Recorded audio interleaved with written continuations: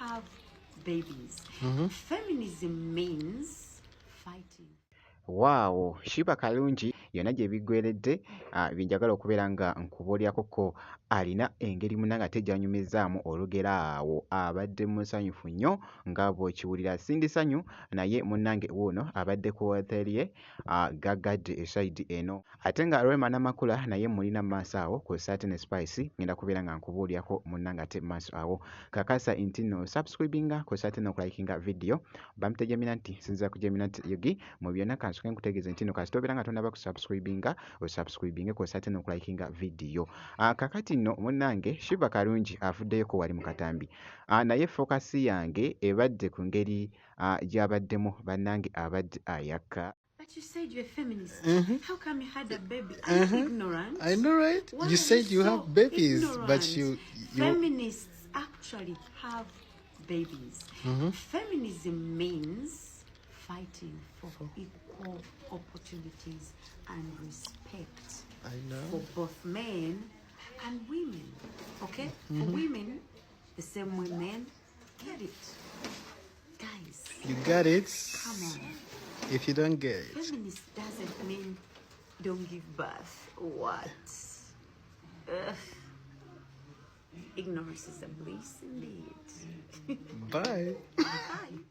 Actually abadde n'emboozi awo gy'abadde anyumyamuko ne gaayi abadde ali munnange ate omukolako nga bw'olaba engeri gy'abadde ayakamu nga bw'ogezaako okulaba akaviiri kokka engeri gy'abadde munnange ate akadizayinizemu wali ate kibadde tabbu nnyo nga bw'okiwulira kakati nno kankongereyoko wali sindi ssanyu naye avuddeyoko wali abadde ku woteeri ye wali munnange ate e40 esayidi eno mwana muwala ono inno alinawo munnange ate ku bintu bye byeyekoleddewoko.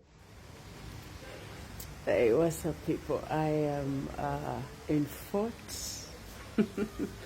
Look, it's beautiful out here. I'm in Fort. I'm at my hotel. We arrived like an hour ago.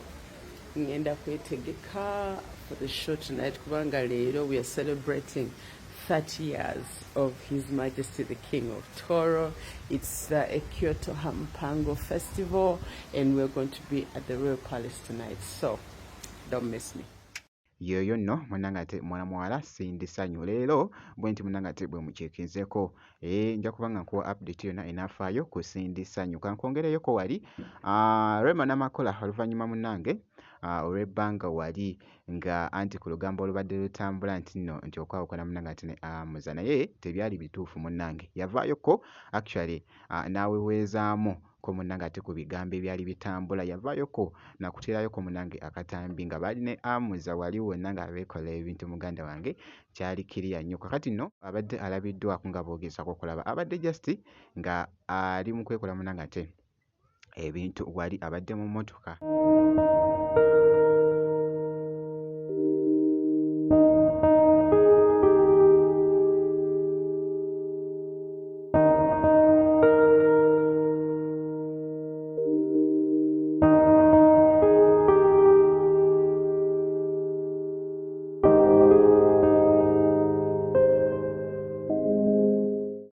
Waawo abadde bambi alabika bulungi nnyo by the way yakozeeyo munnange ate wali makeup by the way osobola munnange ate okukolera online order era nga mwana munnange ate nga bw'ogezaako okulaba ekifaananyi ekyo yakoze munnange ate makeup wali owakabi osobola munnange ate omukola order online wali wonna ne kiba nga kitambulira ddala ye mwana munnange ate Rema Namakula ku sayidi y'emu kankwongereyoko ne Spice Diana bwe twogera ku bayimbi munnange ate abakyasinze okweteekamu akasimbi wali ye mwana munnange ate Spice Diana ayagala munnange ate okulya kye bayita cash kakati nno kansoke nkubuulire nti nno yabadde munnange ate wali mitala nga bw'ogezaako okulaba yabaddekoko emitala wali emitala w'amayanja yabaddeyoko ne show by the way naye ng'ayaka mu bifaananyi ebyo bibadde bikutte omubabiro ku mukutu munnange ate ogwa Instagram kw'ossa n'emikutu emirala okwetoolola ye mwana munnange ate Spice Diana